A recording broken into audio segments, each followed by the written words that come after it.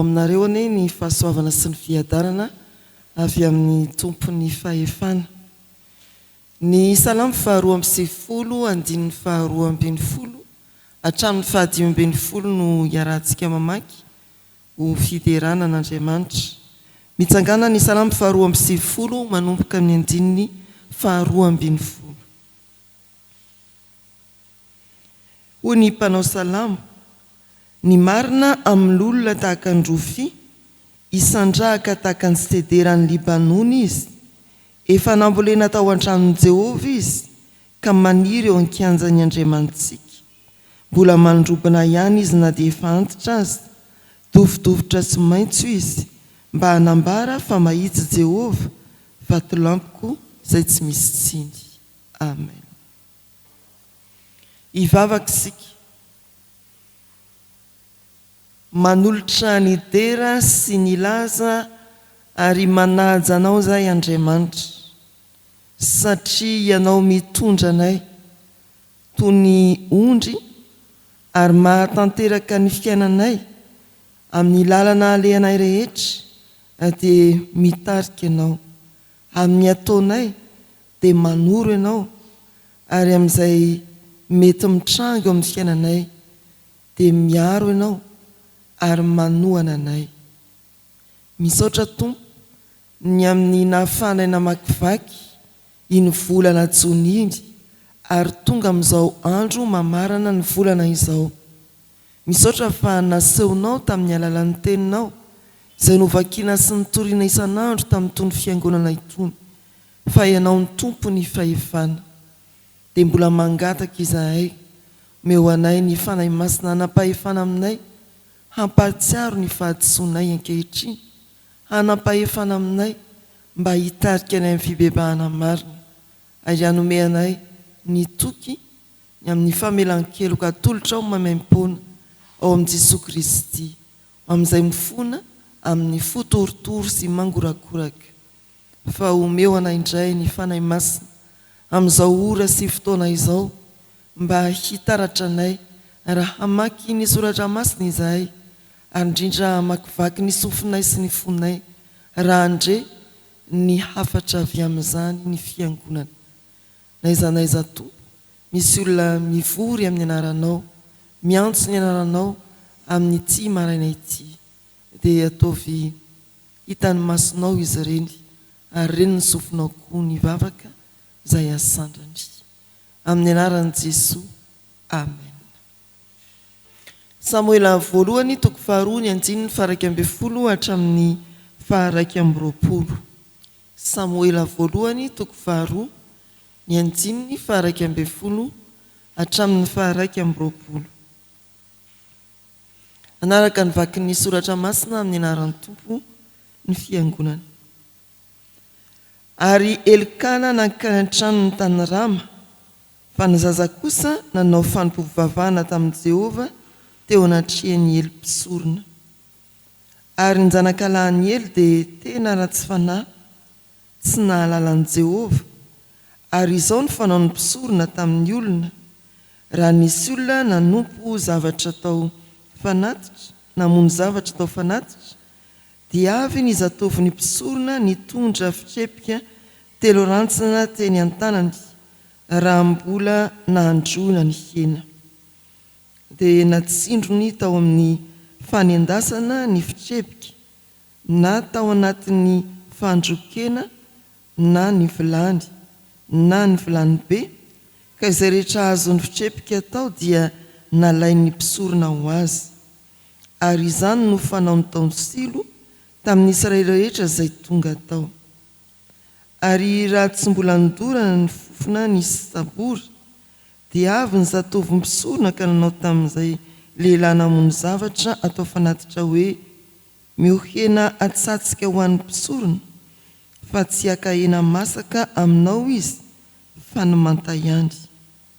Raha nisy olona nanao taminy hoe hodorana aloha ny sabory, dia amin'izay vao alainao izay sitraky ny fonao, dia novaliany hoe tsia, fa omeo ankehitriny izao ihany, fa raha tsy izany dia alaiko ankeriny. ka dia lehibe indrindra ny helokoreo zatovo ireo teo anatrehan'i Jehova satria halan'ny olona ny fanatitra ho an'i Jehova.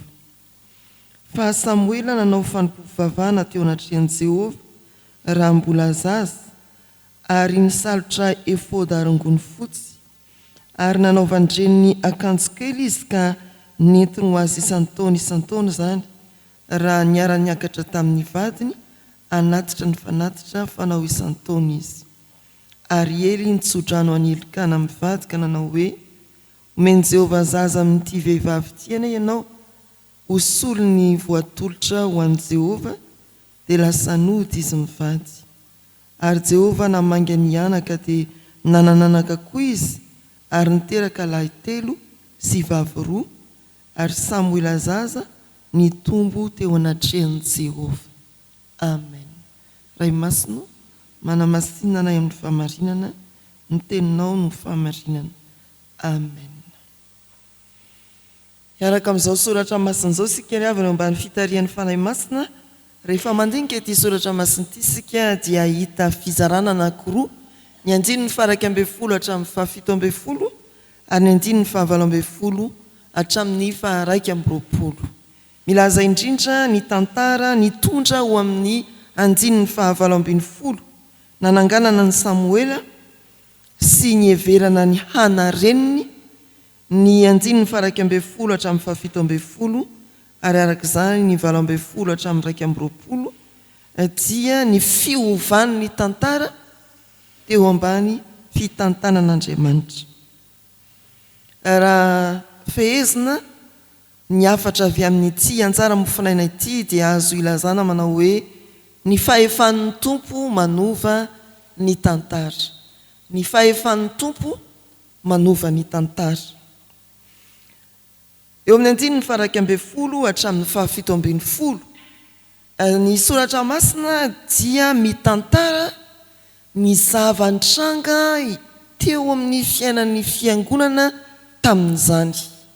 Ely mpisorona sy ny raharahan'ny fanatitra.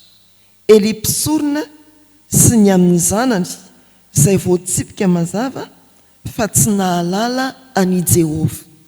Inona ary ny zava-nitranga? Rehefa tonga ny fotoanan'ny fanatitra dia manome baiko Ely ary manaraka ny zatoviny maka ao amin'ny fanatitra. Omeo ny tsaratsara.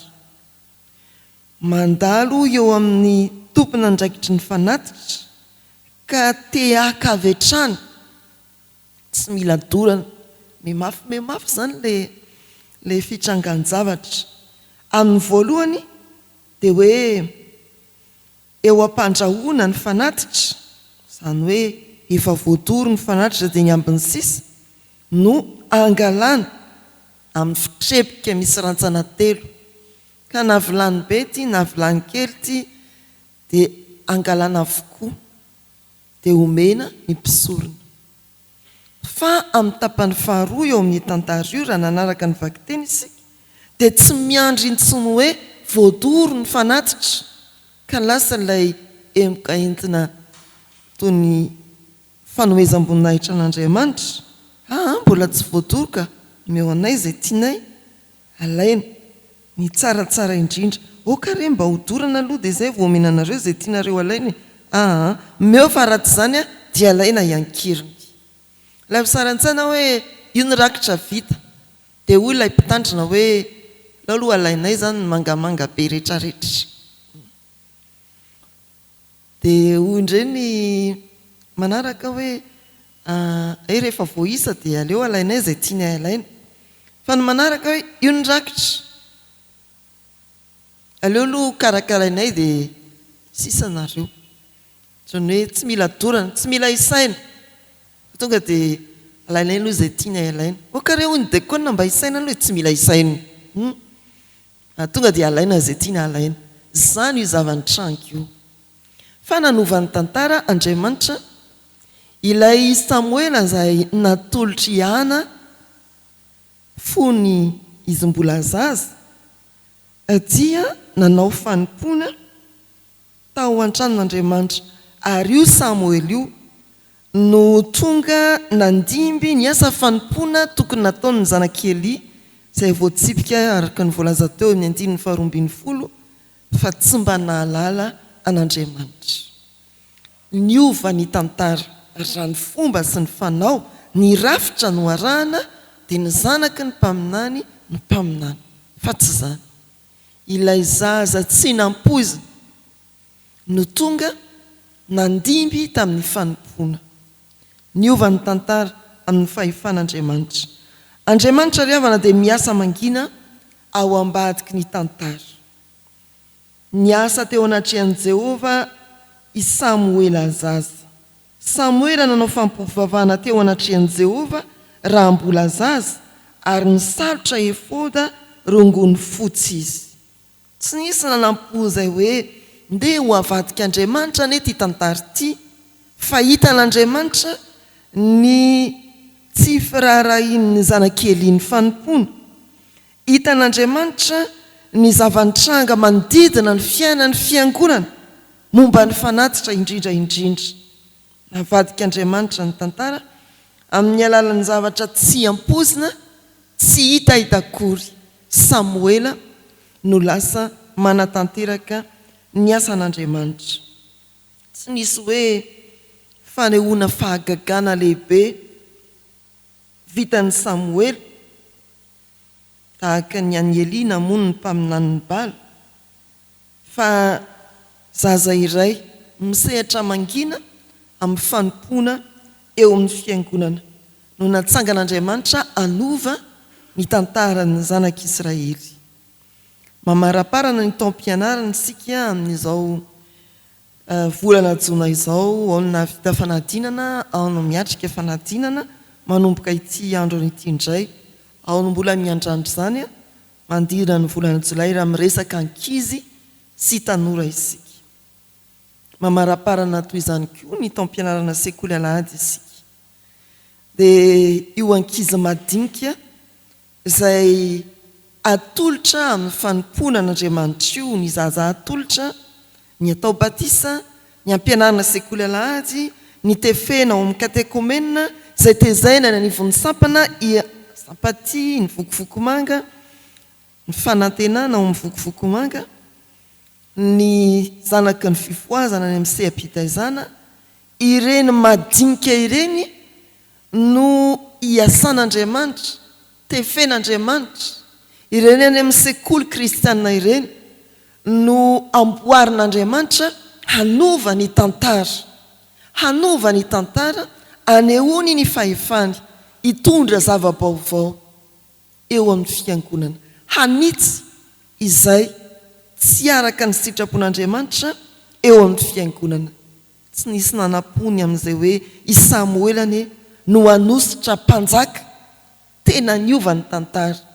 Tsy nisy mpanjaka ny zanak'Israely, fa tamin'ny andron'ny Samuela rehefa mbita amin'ny fahalehibiazana izy ka nandray ny andraikiny amin'ny mampaminana sy mpitsara azy teo amin'ny zanak'Israely, dia nanositra ny Samuela Saoly ho mpanjaka izy. Tsisy nanapo zany driavana. Izany ilay fahefan'Andriamanitra manova ny tantara any amin'izay mbola zaza, any amin'izay miaina ao anatin'ny fahatsorana, any amin'izay tsy eritreretinao akory, tsy hitahita Andriamanitra any ambadiky ny tantara, amin'ny fahefany manova ny tantara. Indray isika dia mieritreritra hoe mety mbola iova ve ny tantaran'ny Madagasikara raha izao soratra masin'izao. Ninona tsy fanjariana dia n'Andriamanitra ny fahefany ny manova ny tantara. Teto dia tantaran'ny fiangonana tena navady, tsy araka ny mahazatra, tsy araka ny fomba, tsy araka izay no heverina na nandrandraina sy noeritreretina. Izany ilay Andriamanitra riavana. Fa ny faharoa hitantsika ato dia manana fahefana hanova ny tantara ny tompo amin'ny fahasoavany tsy voafetra. Voalaza teo hoe io tsy voafetra ny rafitra, tsy voafetra ny fomba sy ny fahazarana, fa manangana fiainana vaovao amin'ny olona anankiray amin'ny toerana tsy ampozina koa izy. Ihana amin'ny tiana ho resahana eto voatsipika eo amin'ny antiny faraka am'roapolo fa rehefa nahazo nitsodrano hely izy mivady dia nahazo zazalahy anankitelo zazavavy anankiroa ilay Samuela natolotra ho an'Andriamanitra fa nomen'Andriamanitra zaza telo lahy roa vavy ianalay tao anatin'ny fahoriana tamin'ny fotoanandro ao amin'ny Samuela voalohany ahitantsika an'izany tao anatin'ny fahoriana tsy nanan-janaka nampirafetsy ny vadiny amin'ny atao hoe penina dia talao tamin'Andriamanitra ary dia niova koa ny tantaran'izany vehivavy izany rehefa nivavaka izy ka nampiditra ny fahefan'Andriamanitra teo amin'ny fiainany nahazo ny Samuela izy fa nomeny ho an'Andriamanitra Samuela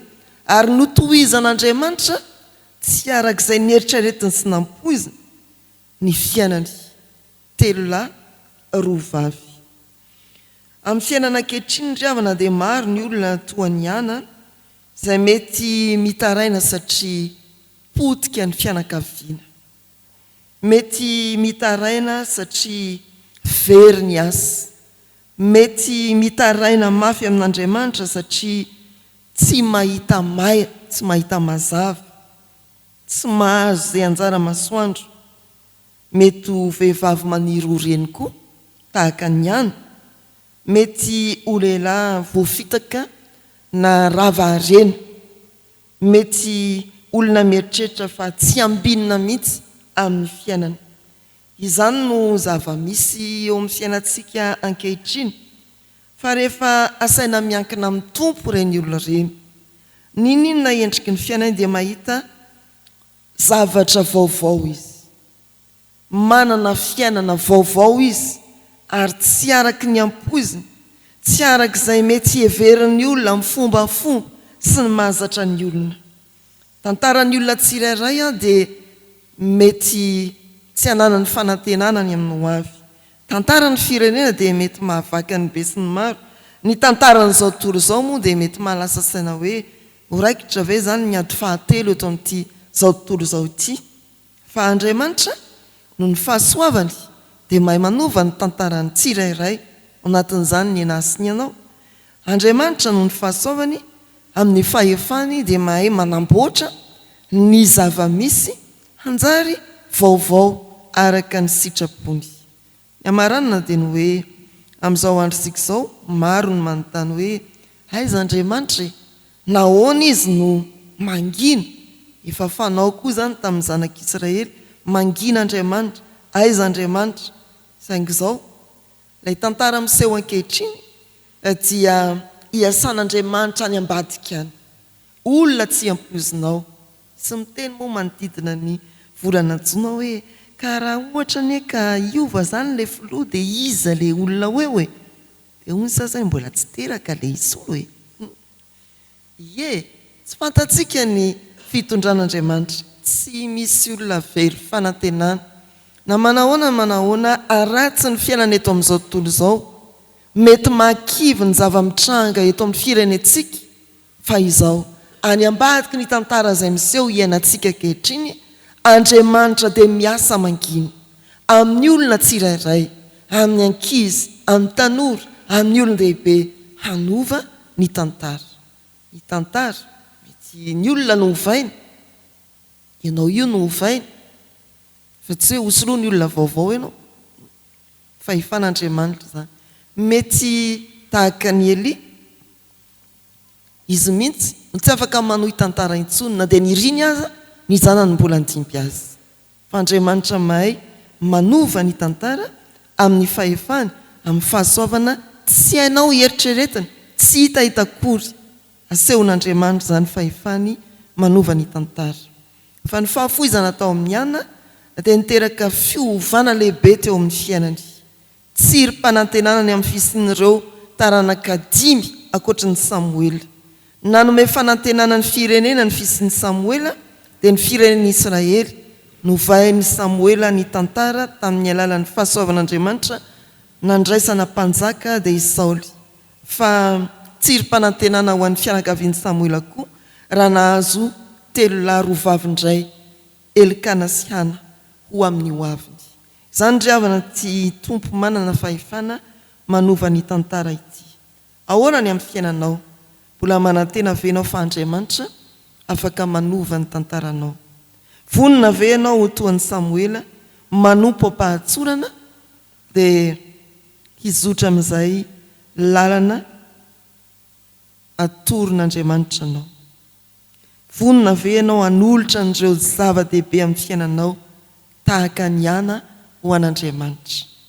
Ary fampandinihan-tena no hoe raha ny tantaranao ankehitriny indray no mitohy, ary toy izany na ny amin'ny rahampitso ihany sy ravakapitso amin'izao endrin'izao no ahitanao azy, dia ho tantarana ahoana ny hafarany? Ho antsika tena mampiditra antsehatra an'Andriamanitra ao amin'i Jesosy Kristy ny fiainantsika ry havana.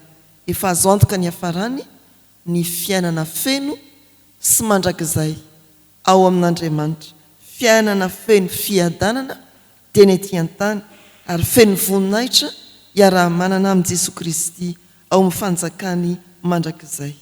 Tantaranao ankehitriny raha mitohy miaraka amin'Andriamanitra, hiditra antsehatra isan'andro, hanova ny tantaranao ho tonga amin'ny mandrakizay sy ny mateza ny tompo. Ivavaka isika ry havana. Ry tompo mahery sy tompo ny fahefana rehetra, misaotra anao no ianao manova ny tantara amin'ny fahefanao. Tamin'ny alalan'ny zaza tsy nisy nanampo akory, dia nanangana mpaminany lehibe ianao. Asehoe aminay koa ny drafitrao amin'ny fiainanay, ampianaro izay atoky sy hanompo anao, ary hanantena ny herinao mandrakariva amin'ny mombanay rehetra, dia ny fiainanay ara-panahy sy ny fanomponay, ny fiainanay ara-pahasalamana sy ny asa mandraharahanay, ny fiainanay ara-ankonana sy ireo taranakay, ny fiainanay ara-piaramonina sy ny firenenay, ny fiainanay ara-piangonana sy ireo vahoaka ao Andriamanitra miara-manompo aminay. Ary ho sitraka ao ane ny hamaly ny vavakay tahaka ny namalinao ny vavaky Hana tao anatin'ny fahatorotoroana fanahy sy ny fangahiaizana. Ho sitraka ao ny hamaly izany vavaka izany, ka hanome anay mihoatra no izay angatahanay. Rainay izay ny an-danitra, ho amasinina ane ny anaranao, ho tonga ane ny fanjakanao, atao ane ny sitraponao ety an-tany ho tahaka ny an-danitra. Mehoanay ny ny anina sahaza ao anay, ary mamela ny elokay tahaka ny namelanay izay meloka taminay. Aza mitondra anay amin'ny fikapanahy, manafahanay miratsy, anao ny fanjakana sy ny hery ary ny voninahitra mandrakizay. Amen. Raha isao amin'ny finoana ary nitsodrana tolotra amin'ny anaran'ny Tompo.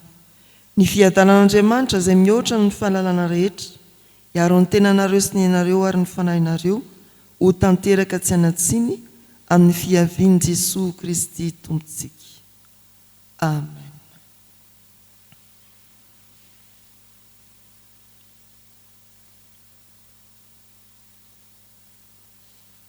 Ho an'Andriamanitra irery ny voninahitra, amin'ny anaran'ny Ray sy ny Zanaka ary ny fanahy masina. Amen.